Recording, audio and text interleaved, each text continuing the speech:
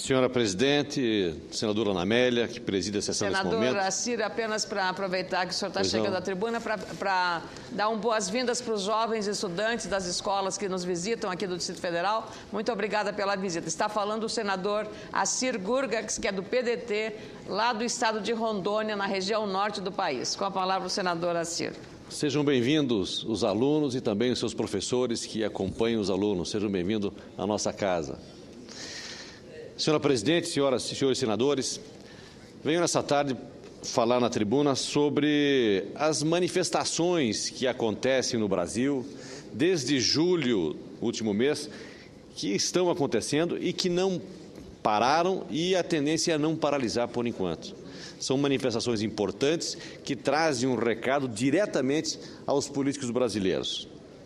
Há quem julgue que essas manifestações tenham ocorrido sem foco e que suas reivindicações não têm sido claras, não têm sido objetivas para quem está no governo, para quem está representando a população, sejam elas no executivo, no legislativo, estadual, federal ou municipal. No meu entendimento, os brasileiros foram às ruas por estarem cansados da nossa famosa corrupção que acontece no Brasil. Para mim, as manifestações deixam uma mensagem clara aos políticos, principalmente aos gestores públicos, sejam eles secretários, prefeitos, governadores, ministros de estados, secretários de estados, secretários municipais. A população brasileira vem levantando sua voz todos os dias para dizer que não vai ser uma reforma eleitoral, uma reforma política ou a ampliação de uma punição legal que resolverá os problemas da nossa nação. O que se quer é uma reforma na maneira de agir por aqueles que ocupam cargos políticos no Brasil. A presidenta Dilma, no início do seu governo, desencadeou diversas ações de combate à corrupção no Brasil. Tais ações demonstraram que o Brasil não pode perder essa oportunidade histórica para reciclar e renovar as atitudes dos agentes públicos. A corrupção tornou-se comum, espalhou-se em todos os setores da sociedade, em praticamente todo o mundo. Pesquisas recentes, realizadas em vários países, apontam a corrupção como um mal global. Considerando que esse foi o principal motivo que levou milhares de brasileiros às ruas, nós temos a obrigação de darmos uma resposta sintonizada com as manifestações.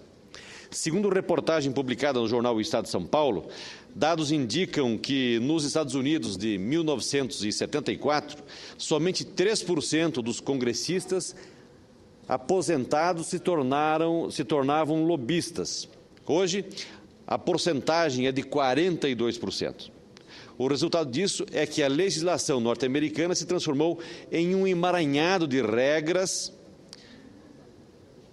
e que, ao analisar qualquer projeto de lei apresentado hoje, se depara com imensos tratados dispendiosos e que se desviam da sua finalidade principal. Isto não acontece apenas lá. Estou querendo demonstrar que já no processo de elaboração das leis é preciso se precaver contra a corrupção. Muitas vezes, aqui no Congresso Nacional, quando se burocratiza demais, podemos abrir a tal da brecha para a corrupção.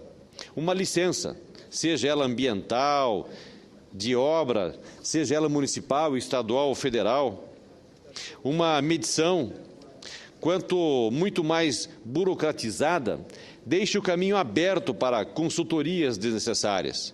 Enfim, para os instrumentos que desviam a finalidade do dinheiro público. Esse desvio é que faz com que o Brasil perca aproximadamente 82 bilhões de reais por ano com a corrupção. A informação não é inédita, já foi publicada em todo o país. Esse dado foi revelado em outubro do ano passado e mostrou uma realidade que nós precisamos mudar urgentemente. Nos últimos 10 anos, segundo estimativas da Fiesp, foram desviados dos cofres brasileiros 720 bilhões de reais. No mesmo período, a Controladoria Geral da União fez auditorias em 15 mil contratos da União com estados, municípios e ONGs, tendo encontrado irregularidades em 80% deles. Nesses contratos, a CEGIL flagrou desvio de 7 bilhões de reais, ou seja, a cada 100 reais são roubados, apenas R$1 é descoberto. E desses 7 bilhões de reais, o governo conseguiu recuperar pouco mais de 500 milhões de reais, o que equivale a 7 centavos revistos para cada 100 reais desviados. Isto é como uma pedra de gelo na ponta de um iceberg. Com o dinheiro que a cada ano para a corrupção, seria possível erradicar a miséria, elevar a renda dos brasileiros e reduzir as taxas de juros. Diante de tudo isso, dá para entender bem por que o movimento das ruas exige que os hospitais sejam padrão FIFA. Isso acontece porque muitos hospitais não foram feitos assim, exatamente por causa do desvio do dinheiro público. O resultado é que, muitas vezes, depois das obras prontas, há casos em que são entregues à população hospitais de baixa qualidade, sem equipamentos. Casos assim acontecem porque existem gestores públicos que desviam recursos. Esse é o comportamento que não podemos mais aceitar e que a sociedade está nos cobrando. Somos levados a imaginar o quanto estaria desenvolvido esse país se não fosse a corrupção. Penso em como estariam nossos hospitais, nossas estradas, nossas escolas, nossos estados, nossas cidades, em como estaríamos vivendo em um Brasil mais avançado e com muito menos problemas, principalmente em diferenças sociais. Faço isso com as emendas por mim encaminhadas para os municípios de Rondônia. Acompanho cada uma delas, do empenho até a conclusão dos trabalhos, para evitar desvios. Destaco o caso da iluminação pública na BR-364, na cidade de Vilhena.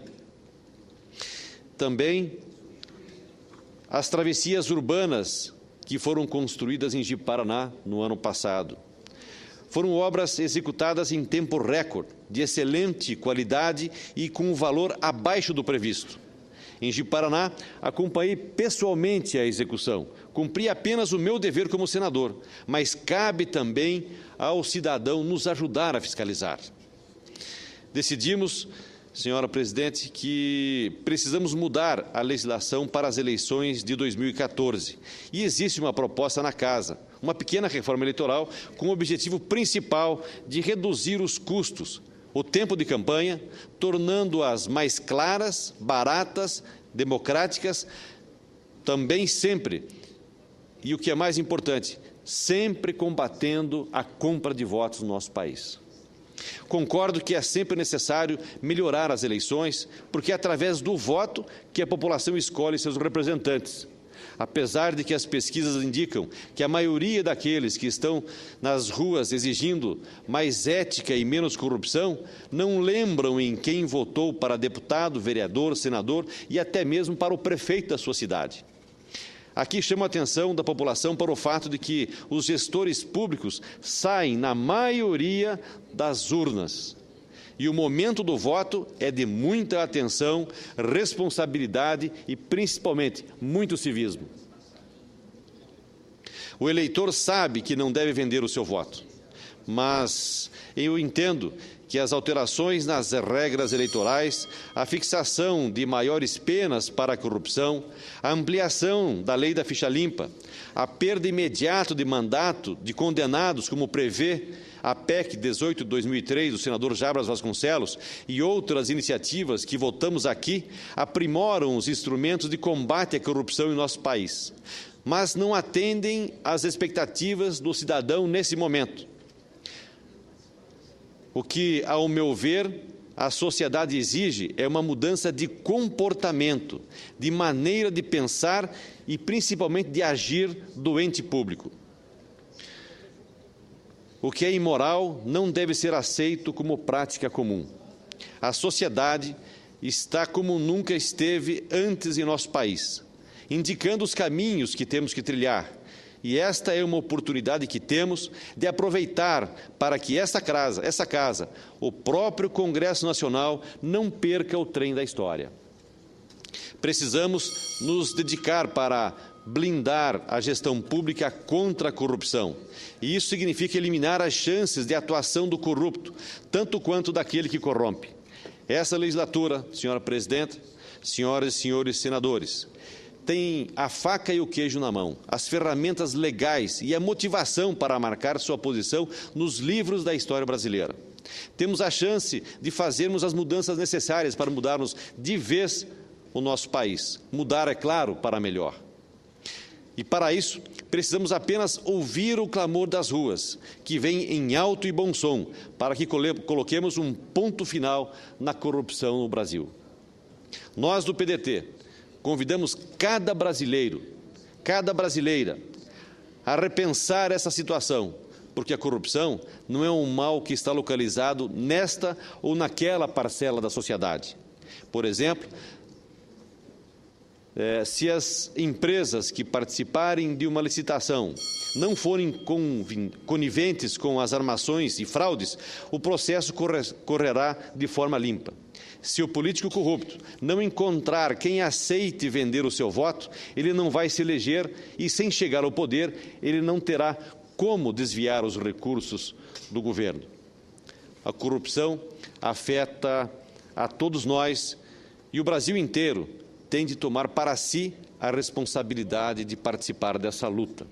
Pois enquanto houver um cidadão que se cale na espreita de obter alguma vantagem, existirá, senhora presidente, o vírus da corrupção no Brasil.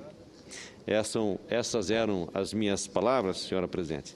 Eu entendo que é o momento de nós trabalharmos, concentrarmos os nossos esforços para fazermos uma eleição em 2014 longe da corrupção, que não haja compra de voto, porque a corrupção começa exatamente na eleição, onde há compra de voto por alguns daqueles que participam do processo eleitoral. Muito obrigado, senhora presidente. Cumprimento, senadora.